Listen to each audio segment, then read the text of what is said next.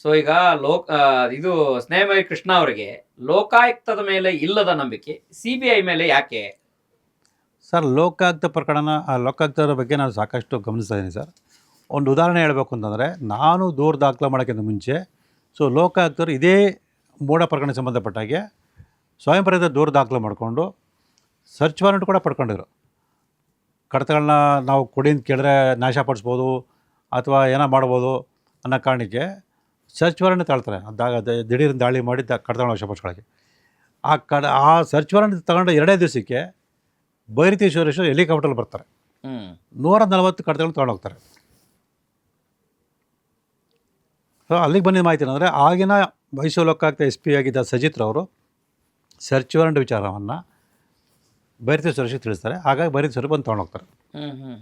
ಈ ರೀತಿ ಸಹಾಯ ಮಾಡಿದಂಥ ಸಜಿತ್ರವರು ಇವತ್ತು ಬೆಂಗಳೂರಲ್ಲಿ DCP ಆಗಿದ್ದಾರೆ. ಅಂದರೆ ಒಳ್ಳೆ ಹುದ್ದೆ ಕೊಟ್ಟಿದ್ದಾರೆ. ಅಂದರೆ ನಾನು ದೂರು ಕೊಡೋಕ್ಕಿಂತ ಮುಂಚೆನೇ ಲೋಕಾಯುಕ್ತ ಅಧಿಕಾರಿಗಳು ಆರೋಪಿತ ಶಾಮೀಲಾಗಿರೋದು ಸ್ಪಷ್ಟವಾಗಿ ನಮಗೆ ಸಾಕ್ಷ್ಯಗಳು ಸಿಕ್ಕಿರ್ಬೇಕಾದ್ರೆ ಮತ್ತು ನಾವು ಹೆಂಗೆ ಅವ್ರು ನಂಬೋಕ್ಕಾಗ ಸರ್?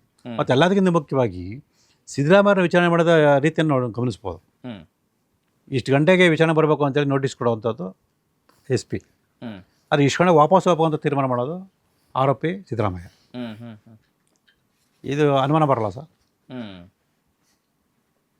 ಮತ್ತು ಇದೇ ಲೋಕಾಯುಕ್ತರು ಬರೀ 2,000, 3,000, 5,000 ಲಂಚ ತಗೊಂಡ್ರೆ ಅವ್ರ ತಕ್ಷಣ ಬಂಧಿಸಿ ನ್ಯಾಯಾಂಗ ಬಂಧನ ಕೊಡ್ತಾರೆ. ಅವ್ರಿಗೆ ಜಾಮೀನು ಸಿಗದೇ ಅಷ್ಟೊಂದು ಪ್ರಯತ್ನ ಮಾಡ್ತಾರೆ.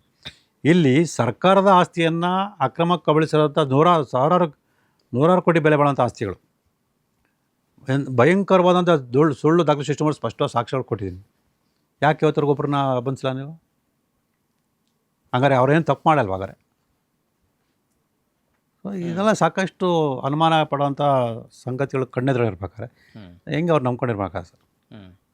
ಈಗ ಕೋರ್ಟು ಕೂಡ ಅದನ್ನ ಪೆಂಡಿಂಗ್ ಅಲ್ಲಿ ಇಟ್ಟಿದೆ, ಆದೇಶವನ್ನ ಪೆಂಡಿಂಗ್ ಇಟ್ಟಿದೆ CBI ಕೊಡುವಂಥ ವಿಚಾರದಲ್ಲಿ. ನಿಮ್ಗೆ ವಿಶ್ವಾಸ ಇದೆಯಾ ಸರ್? ಖಂಡಿತವಲ್ಲ ಸರ್. ಈಗ ನಾನು ಈಗೇನು ಹೇಳಿದೆ, ಸೊ ಆರೋಪಿತ ಜೊತೆ ಲೋಕಾಯುಕ್ತ ಅಧಿಕಾರಿಗಳು ಶಾಮೀಲಾಗಿದ್ದಾರೆ ಅನ್ನೋದಕ್ಕೆ ದಾಖಲೆಗಳ ಸಮೇತ ನಾವು ನ್ಯಾಯಾಲಯ ಗಮನಕ್ಕೆ ತಂದಿದ್ದೀವಿ.